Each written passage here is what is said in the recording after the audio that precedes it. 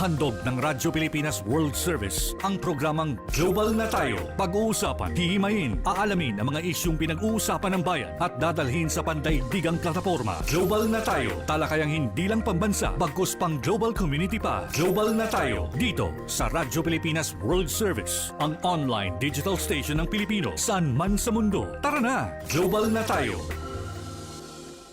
Muli po isang mapagpalang pagbati sa inyong lahat at welcome na naman sa isa pang edisyon ng programang Global na Tayo. Ako po inyong lingkod, Ray Sampang. Samahan niyo po kami hanggang alas 9, hanggang alas 11 ng umaga.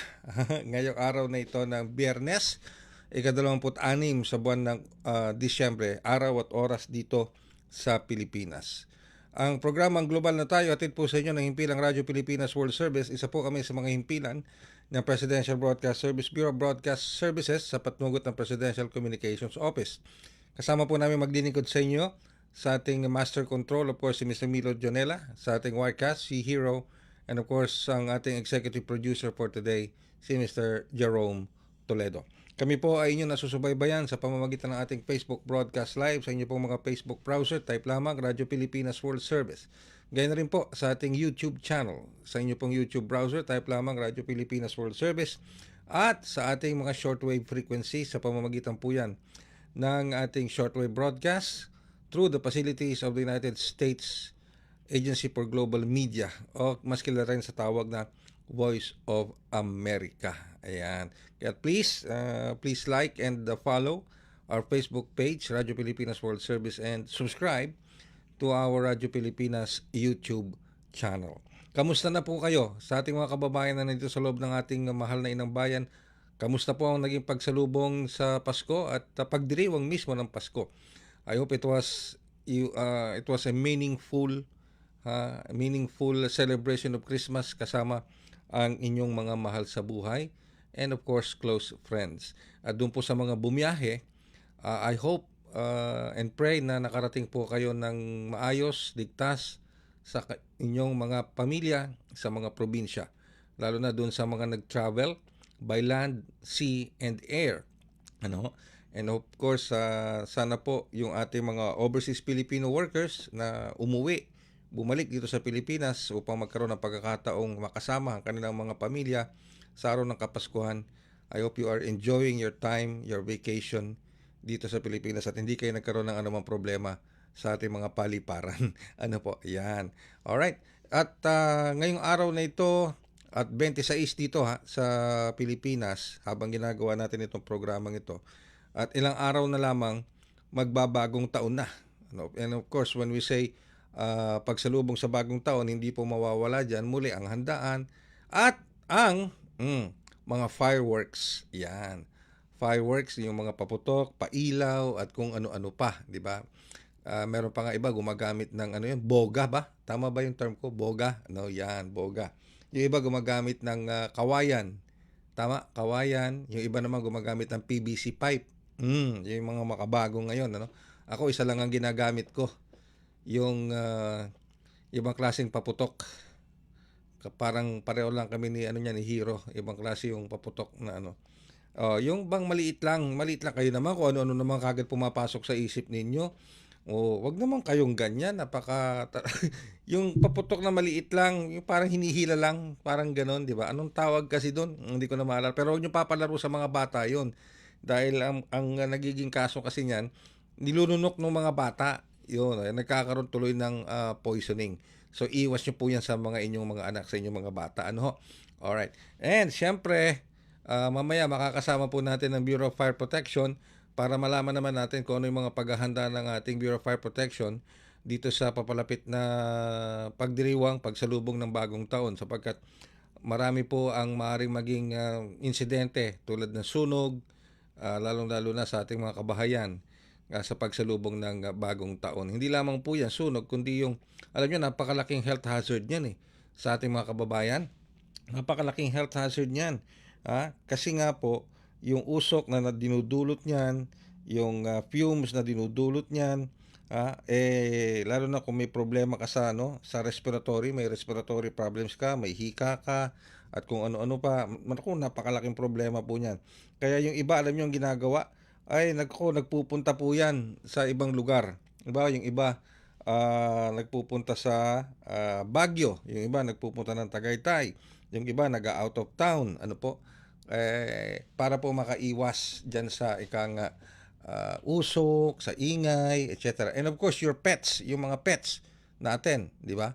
Yung mga household pets, pinoprotection din yan. Pero higit sa lahat, yung maaring maging pinsala sa katawan ng tao dahil sa mga paputok, lalo na yung mga illegal na paputok, at yung maaring maging sanhi ng sunog. Yan. Lalo na yung paggamit ng mga dispalinghadong mga Christmas lights at kung ano-ano pa.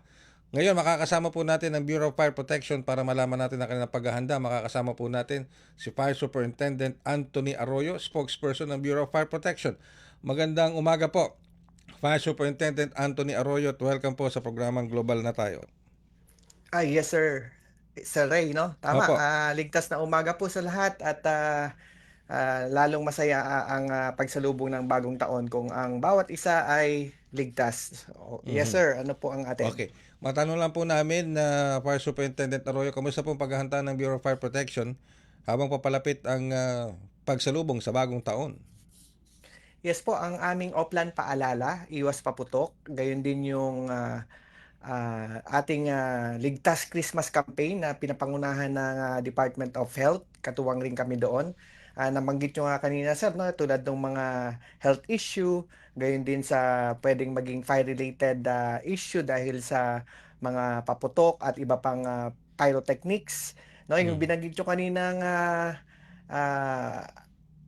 boga ba yon ay mahigpit na ipinagbabawal yon. Meron tayong Republic Act 7183 na firecracker law. Isa yon sa pinagbabawal, yung mga 0.2 grams na explosive content. Opo, yung mga fuses na pwedeng sumabog agad, less than 3 seconds.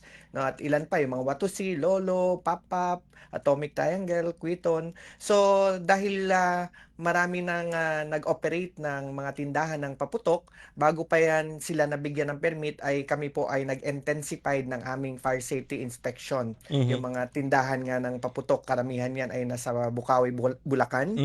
No? At we made sure na talagang na pasado sa fire safety compliance at para makakuha sila ng mayor's permit kasi prerequisite po yung fire safety inspection certificate. Ganon din po yung permit from the FEO, from PNP, dahil sila po ang nagre-regulate ng nasabing 7183, yung sale, distribution, manufacturing at use of firecrackers and other pyrotechnic devices. Kaya yung mga anyone proven violating, yung nabanggit nyo kanina na illegal na paputok, no, may face up to 1 year in prison o di kaya fine 20 to 30,000 o di kaya both.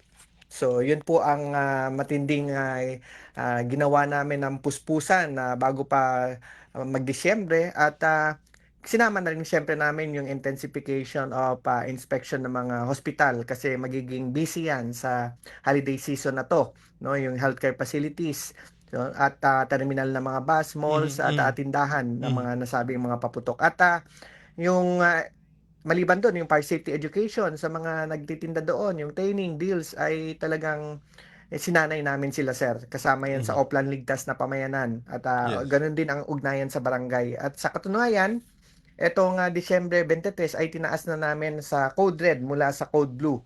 Hanggang Enero 2 na yan.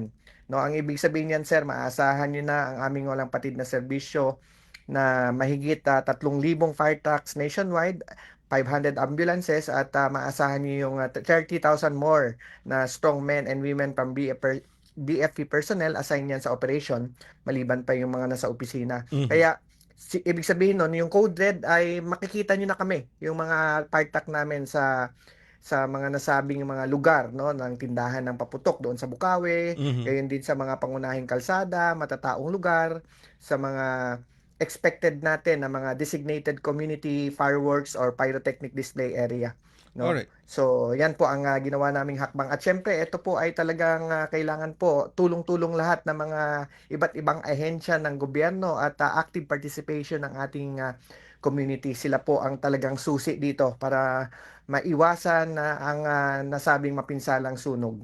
Alright, At yes sir. tama Yes po. po. Okay, Fire Superintendent Arroyo, nabanggit nyo kanina Bulacan, ano? Yan yata yung ano, no? Yan talaga yung diyan talaga nagmumula yung lahat ng mga, sabihin natin, mga fireworks na ibinebenta sa iba't ibang lugar. So, saan particular sa Bulacan kayo nakakonsentrate, Fire Superintendent Arroyo? Sa lahat po ng may mga tindahan, hindi lang naman sa Bukawi, Bulacan, no, kahit po sa mga designated na allowed, no, na pwedeng mag resale or kahit sa manufacturing or kahit sa nag-iimbak nito, ay nakaantabay kami diyan. Identified na namin 'yan at preposition na po yung aming mga fire truck diyan with men and women from our Mm. operation unit. Yes po. Alright. Pero ito bang mga binibili sa Bulacan, ano, sa Bukawi, Bulacan, pag binili sa mga tindahan doon na authorized na mo magtinda, ito ba'y nai-inspection pa, palabas ng Bulacan, Fire Superintendent Arroyo? Yes po, ang nakatutok diyan, maliban sa DTI na dapat yung mga hindi unlabeled locally made, no, at saka yung mga with PS standard nga o di kaya yung kung galing sa ibang bansa yung with ICC, Mhm. no, ay nakatutok talaga ang kasamahan natin sa PNP diyan. Talagang sila ang nagbibigay ng permit kung anong pwedeng allowed lang na pwedeng i-display doon at ititinda doon sa nasabing mga tindahan nila. Mhm, alright. Eh, Yo. ngayon pagdating naman dito sa mga local government units, they issue permits, para makapagtinda ng mga fireworks. Tama po ba dun, Fire Superintendent Arroyo? Yes po, kaya diyan din kami papasok dahil ang prerequisite rin po ng mayor's or business permit, kahit yan ay seasonal lamang, ay yung fire safety inspection certificate. Kaya Mhm, ang amin naman, on our end, we make sure na talagang safe yung struktura, mhm, malayo sa pwedeng maging cause ng any explosion such as yung mga ignition coming from mga electrical o di kaya yung mga unattended or mga cigarette butts, bawal talaga ang smoking doon sa area na yon, no, at yung mga tamang distansya at saka yung mga kagamitan mhm, at yung sobra-sobra yung imbak doon ay hindi rin po pwede, no, mhm, limited lang po ang stock for display lamang. So mhm. meron pa silang hiwalay na storage kung talagang maramihan ang kailangan nilang i-deliver. Alright, for context lang, Fire Superintendent Arroyo, when can we consider a firework, an illegal firework? Kailangan ba may gramo itong laman, gaano kalaki o gaano kabigat? Tama ba ang, Yes sir, tama po ang nabanggit ninyo. Yan po ay kung 0.2 grams o higit na explosive content, yan po ay oversized na considered, no, na firecrackers or yung pyrotechnic display. So, yan ay kung meron din halimbawa fuses na in less than 3 seconds ay sumabog na.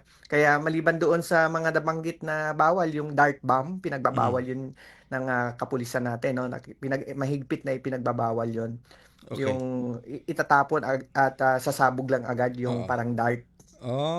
Bago yun, Yes dart po, bomb ba oh, yun? dart bomb. Opo, Oo, ay marami na po ang mga kabataan halos ang napapansin namin na gumagamit nung pagsalubong ng Kapaskuhan. So, mhm, talagang iniikutan yan ng ating mga katuwang dyan, ang barangay. Kaya itong approach na to ay kailangan talaga buong nation, no? Whole of the nation approach. Kailangan talaga ang tulong from the mhm, national government down to the local government hanggang mga barangay natin. mhm. Kailangan talaga yung deterrent ng mga ipinagbabawal na mga paputok.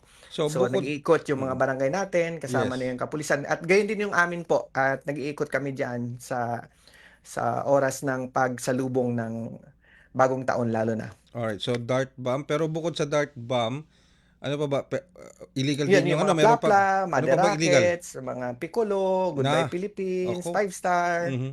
Yun po, yung mga Super Lolo, Meron pa yatang may Pillbox, Goodbye o King. Philippines pa yata, no? Fire Superintendent Yes po, Arroyo. Goodbye Philippines, Goodbye Chismosa, Goodbye Bading, Atomic Bomb. So yun yung mga ipinangalan nung nakaraan, no, yung mga Goodbye Napoles Aha. at ano at kung ano-ano pang goodbye, baka May biglang goodbye ko ba? magkaroon ng May goodbye bagong ko? pangalan na kung anong goodbye man diyan.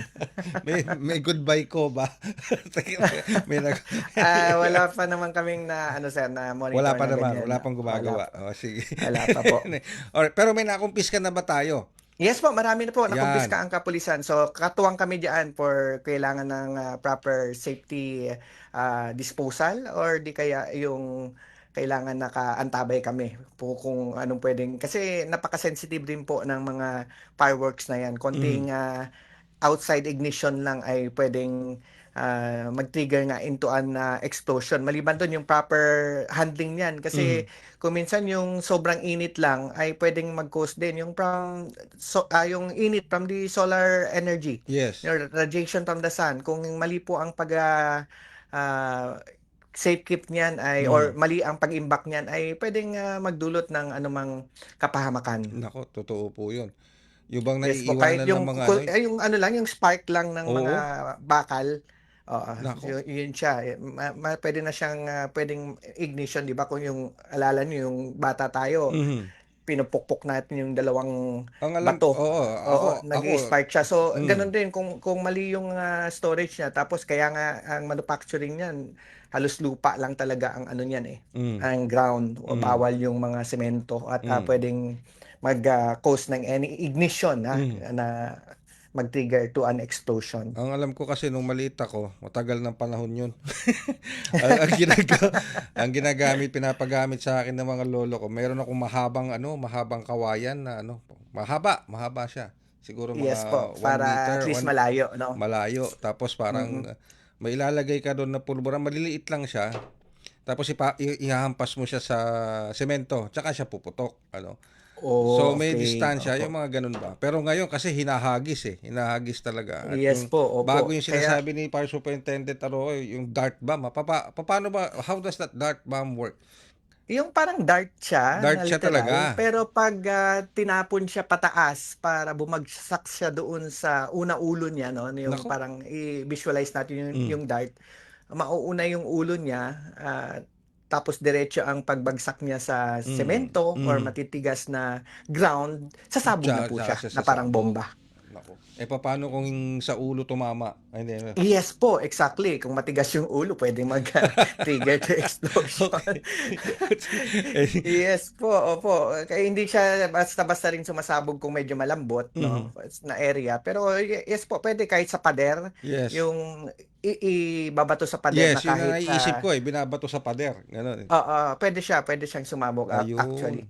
Ayun, Oo, kaya nabanggit niyo rin yung mga bata, Sir Ray kanina 'no, yung paalala namin na hangga't maaari 'wag nang pahintulutan yung mga bata dahil sa datos po ng Department of Health, pinakamaraming nasugatan ng nakaraang taon 'no, ay mga kabataan below mhm. 19 years old. Umabot nga Wow, sa, halos sa 534 ang na-recorded 'no at 322 doon ang mga bata at mhm, karamihan doon dahil sa Kwitis at Boga. At ilan pa doon 'no, ay tatlo ang naputulan at sa ano 'yun, sa recorded sa Philippine General Hospital, gayon din sa medical center na may isa ring mhm, kinailangan ng isalalim ng amputation. Kaya yung mga magulang 'no, huwag pahintulutan yung mga bata maglaro or gumamit ng paputok.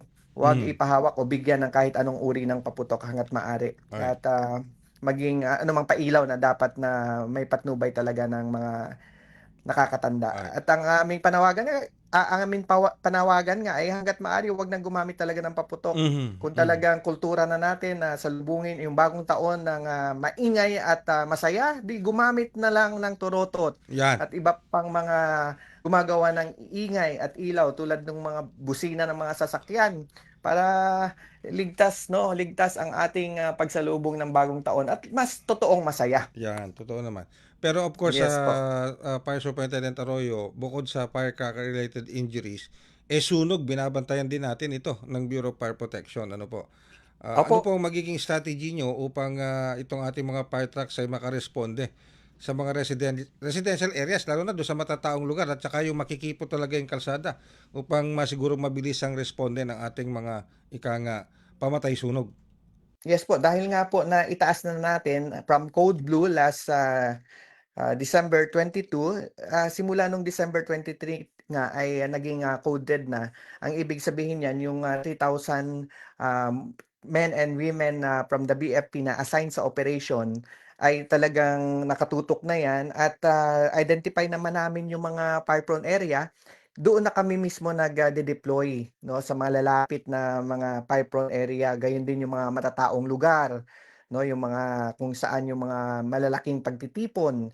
So, kami na po mismo doon ang naka-standby 'no. So, para Mhm. in case na mangyari ulit ang, hindi inaasahan ay in less than, 3 minutes o to 5 minutes ay, makaresponde na kami. Mhm. Tapos kung kailangan naman talaga ang tulong namin 'no, ay kami po ay ulit-ulit na, binibigyan namin diin itong, aming hotline 'no na 911. Ito po ay, ah Unified 911 system. Ito ay nationwide single emergency hotline for any fire, disaster help, gano'n din yung police or ah, aid 'no at para agaran kaming makaresponde at Mhm. alam naman natin ang bilis ng pangyayari 'pag sunog ang Oo. pinag-uusapan. Kaya kailangan agad 'no ay maliban sa may kaalaman ay at sapat na kakayanan para supilin ang sunog ay makaresponde kami agad 'no. Mhm. Naku, totoo po 'yan. Lalo na no'n ewan ko buti nga ngayon hindi na ginagawa ito, Superintendent Arroyo, yung nagsusunog ng goma ng gulong ng sasakyan. Ay, mahigpit na ipinagbabawal po 'yun. Ay Dati talagang, no'n isa 'yan sa nasabi niyo na kaya kami nasa nasa lansangan na or nasa major roads or iba mhm, pang mga yung fire trucks and, ambulance visibility namin. Isa 'yan mhm, sa mga sinisita namin. mhm, 'No, mhm, sa pinagbabawal po 'yan at, katuwang namin diyan ang lahat ng mga local government unit at, malaking, tulong rin talaga yung, panawagan ng ating, DILG sa pangunguna ni Secretary John Vic Rimulya nga yung, maliban doon sa RA 7183 ay yung mga respective LGU ay gumawa ng ordinansa na total firecracker ban, mhm, 'no, yung mhm. mag-designate na lamang ng, community fireworks Ayun, o tama. ah, pyrotechnic display area. So may Mhm, mga lungsod or munisipyo tayo sa buong Pilipinas na talagang total gun ban, hindi gun ban, firework mhm, ban 'no. mhm, So ibig mhm, sabihin may mga legal tayo, hindi pa rin puwede. mhm. Lalo na yung illegal 'no, talagang hayaan na lang yung mga consequent na manood sa na ready or na prepared nila na fireworks or pyrotechnic display. Alright. Ah, Fire Superintendent Arroyo, just to make it more describable sa ating mga kababayan. Halimbawa, ako'y pupunta ng isang tindahan na nagbebenta ng paputok. Ano bang dapat na makita ko doon sa kanilang stall o sa kanilang area para masiguro ko na safe ako, o safe yung mga taong bumibili doon? Ano ba dapat ang mga precautionary equipment na dapat nakikita ng isang namimili ng paputok sa isang licensed firework trader o supplier?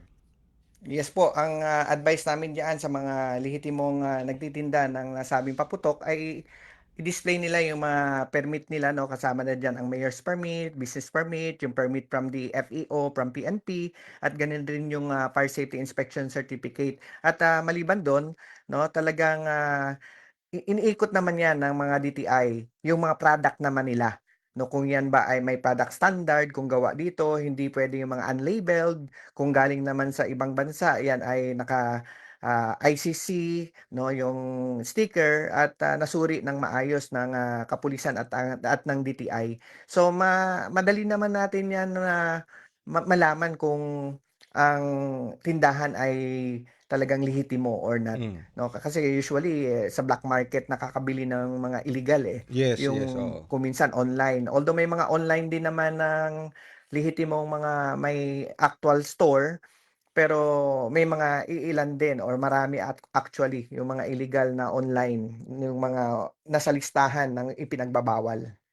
Okay. Lalong-lalo na itong ating mga overseas Filipino workers, ano po, Fire Superintendent Arroyo, baka Yes po. nagpapadala sila ng pera dito sa Pilipinas, lagi-lagi naman 'yan, para masabihan na rin nila yung kanilang mga pamilya, imbes na ibili ng paputok, ibili na lang talaga nung pangangailangan nila sa pang-araw-araw. Agree po, tama po. Talagang, Magkano pala? sang-ayon kami diyan, yes Magkano po. yung isa ngayon? Merong 1,000, may 5, depende, depende. Yes po, ilan lang, 'di ba puwede naman natin salubungin yung, Oo. bagong taon ng, alternatibong paingay, Ako torotot hindi niyo natatanong, o Fire Superintendent busina. Arroyo, pangtaboy ko sa malas ng lumang taon, kumakanta ako eh. Ayun. Kaya lang sintonado ko, kaya mas mainam pa yung sintonado ko kaysa ro sa paputok. Kaya, Puwede yung okay. ingay ng kaldero, yung iba ingay ng kaldero, Oo, ano, pwede, opo. talagang kahit anong, alternatibo, 'wag lang Mm, yung paputok na talagang health, mm, issue nga at, yun nga maraming na na-injured at yung sunog ay okay. ang naitala nga namin na namatay na sa kabuuan ng, taon hanggang Mm, kasalukuyan 'no, mm. ay nasa 357 na yung namatay na Naku, dahil sa sunog. laking bilang.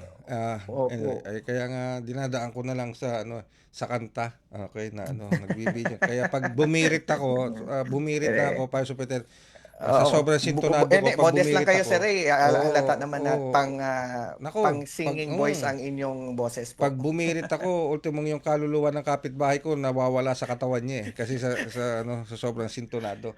Kaya siguradong Oh, matataboy ay. yung yung masamang vibes. Yan. Anyway, sige po, Fire Superintendent Arroyo, sa ating mga tagapakinig, lalo na sa mga pamilya ng ating mga OFWs, ano po ba ang inyong pinakamahalagang safety tips? Hindi lang sa pag-iwas Si sa paputok, kundi pati na rin sa paggamit ng mga electrical appliances, pagluluto, upang masiguro na ligtas at masagana ang pasalubong Opo. natin sa 2026. So, yun palagiang, patayin ang mga pailaw kapag matutulog o alis ng bahay, tanggalin yung mga saksakan ng, mga electrical appliances natin na hindi ginagamit tulad ng mga madalas na nagiging dahilan ng sunog, yung plancha, rice cooker, kahit yung mga charger, 'no, wala na yung cellphone, nakasaksak pa rin yung mga charger. Siguraduhing patay yung mga lutuan natin dahil maraming ang paghahanda ang ginagawa, 'no, dahil, kaliwa't kanan ang pagluluto. So yung mga kalan, gas tank at, kandila 'no, na may naulat kami naging dahilan ng, sunog nakaraan ay kandila 'no. Gayon din sa mga gumagamit ng paputok hangga't maaari ay alternatibo na lamang kung hindi maiwasan, dapat ay malayo sa mga struktura 'no at, huwag magpalipad ng mga sky lanterns, at, maaaring bumagsak ito sa mga kabahayan at puwedeng, pagmulan ng, apoy dahil, pinagbabawal din 'yan. So, ang aming panawagan talagang lahat po ay dapat maging aktibo, katuwang sa pagpigil ng sunog 'no, at mainam na may sapat na kaalaman paano supilin ang, mapinsalang sunog na hindi lamang sa ari-arian 'no, lalo na sa buhay. Nabanggit ko na kanina 357 na yung fatalities running, Mhm. sa aming monitoring at, mahigit, 1,000 ang mga na-injured 'no, at talagang, salot sa kabuhayan at, kaunlaran itong mapinsalang sunog na ito. So kung talagang kailangan po ang aming tulong, 'no, huwag kalimutan po yung Unified 911 system. Ito yung nationwide single emergency hotline, 'no, para agaran kaming makaresponde. 'Yun With po. that, maraming maraming salamat po, Fire Superintendent Arroyo, sa oras sa pinagkaloob nyo sa amin dito sa ating Yes po programa. at, maraming maraming, salamat din, Sir Ray. Kayo po ang mga katuwang namin sa pagpapalaganap ng aming adhikain. More power po sa Bureau of Fire Protection. Likewise po. Thank you po. Ang ating pong spokesperson ng Bureau of Fire Protection, Fire Superintendent Arroyo. Dito po sa ating himpilang Radyo Pilipinas World Service sa programang Global na Tayo. Ayan. Alam ko kasi, kaya namin nakapanayam, sinubukan makapanayam ang ating Bureau of Fire Protection. Hindi lang naman sa Pilipinas nagdiriwang ng pagsalubong ng bagong taon, lalo sa pagsapit ng 2026. Sa lahat po ng major cities o sa iba't ibang bansa, ano po, talagang sinasalubong ang bagong taon kay ano man ang bansa yan, kay yan sa Middle East, yan man sa Europe, yan man sa Estados Unidos, Africa, o dito sa Southeast Asia. Talagang sinasalubong po yan ng mundo, ng buong mundo, ang pagpasok ng bagong taon. At madalas nakikita natin magaganda yung mga fireworks, di ba? Pagandahan, may competition pa nga yan eh. Competition ng pagandahan ng fireworks, di ba? Yung mga bansa, yung mga cities, at may mga nananalo po dyan. At actually, alam ko, nanalo na ang Pilipinas dyan eh, dyan sa mga fireworks competition na yan. Pero ang sa atin lang is, of course, there's of course, okay na salubungin ang bagong taon na masaya, merry, na may paputok. Pero kinakailangan maging responsible tayo sa paggamit ng paputok. Lalo na yung mga pumuputok na delikado, no? Na ano, okay, yung mga goodbye, ano ba yun? May Goodbye Philippines pa. Mayroong, ano ba yun? Malalakas yun eh. Di ba? May 5-star, kung ano-ano pa. May dynamite, Meron nga bago yung sinasabi ni Fire Superintendent Arroyo, yung dart bomb, okay? Ang alam ko lang, whistle bomb eh, noon eh. Ngayon may dart bomb na rin. Meron bang meron daw hello ko eh. Merong hello ko tsaka goodbye ko. Pero baka sa ano yun, baka sa black market mo lang mabibili yun. Anyway, okay, sige. Pero daanin nyo na lang sa kanta. Hindi, tsaka alam nyo, ako dinadaan ko na lang sa kanta eh. Kakaraoke na lang ako sa bahay. Sabi ko nga, sintonado naman ako. Kaya pag bumirit ako, ultimong kaluluwa ng kapitbahay ko, tumatakas doon sa katawan niya. Kasi nga, sintonado eh. O di ibig sabihin, maski na yung evil spirits sa bahay ko, tatakbo palabas. Di ba? Kantahan na lang tayo. Ganun na lang, daanin na lang natin sa kantahan. Busina ng sasakyan. O, di ba? Pagkalampag ng kaldero, planggana, at kung ano-ano pa. Alam niyo, yung mga kwitis, delikado rin yan eh, yung mga kwitis. Di ba? Minsan nakakita na ako niyan eh, nag-misfire. Okay? Alam niyo, kaya yung direction niya dapat pataas eh. Di ba? Yung kwitis, yung ano.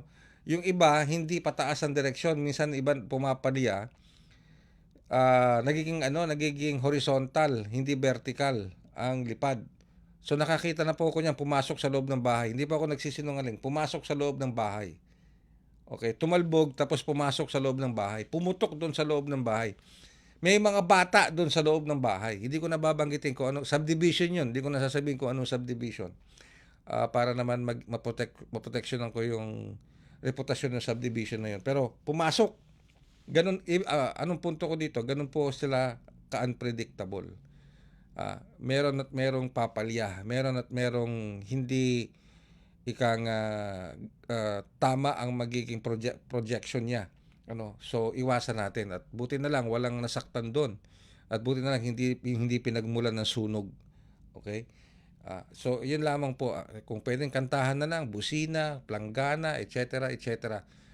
Wag na tayong gumamit ng mga paputok, mga kwitis. Hayaan na natin yung mga local government units tulad nga nung sinabi ni Fire Superintendent Arroyo, yung tinatawag nating mga community fireworks display. Yan na lang, yan na sila. Pero alam nyo kung ano yung talagang kinatutuwa ko nung nawala yung pagsusunog ng goma. Kasi noon, I think 70s or 80s, usong-uso yan. Nagsusunog ng goma ng sasakyan sa pagsalubong. Alam nyo, delikado kasi yan eh. Health, talaga napakalaking health hazard niyan. Okay, pagising mo sa umaga, ganunin mo yung ilong mo. Pagtingin mo ang itim. Dahil ayan yung soot o yung uling o ano man yung chemical na nanggaling doon sa sinunog na goma.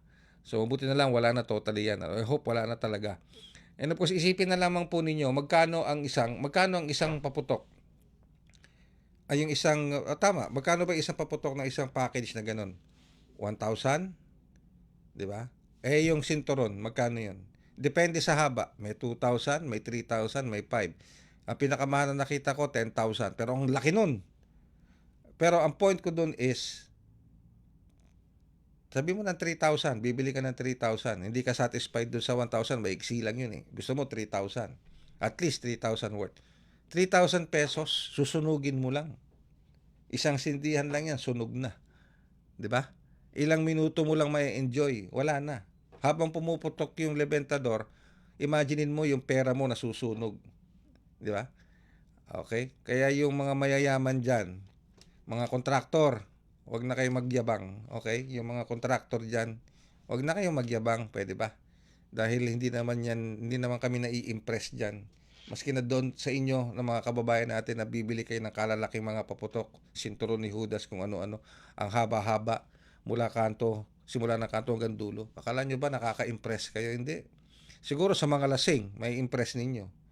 Pero sa mga majority ng mga kababayan ninyo, mga kapwa nyo, kakalsada ninyo, sa tingin nyo ba nai-impress sila? Hindi. Naiinis sila. Unang-una, masakit sa tenga. Pangalawa, madumi. Pangatlo, health hazard at fire hazard. Buti sana kung nililinis ninyo, hindi naman kayo naglilinis eh.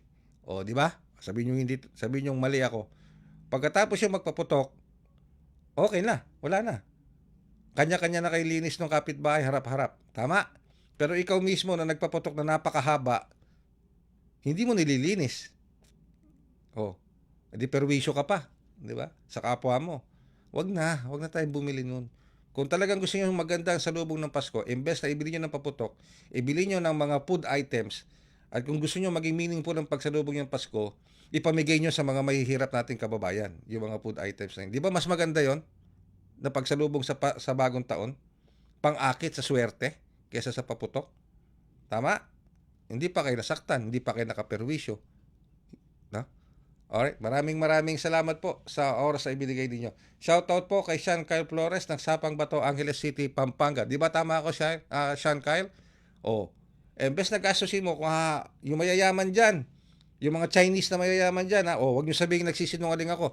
Kayo mga Chinese, dito, yung mga Chinese Filipino, mahilig magpaputok, en grande na magpaputok.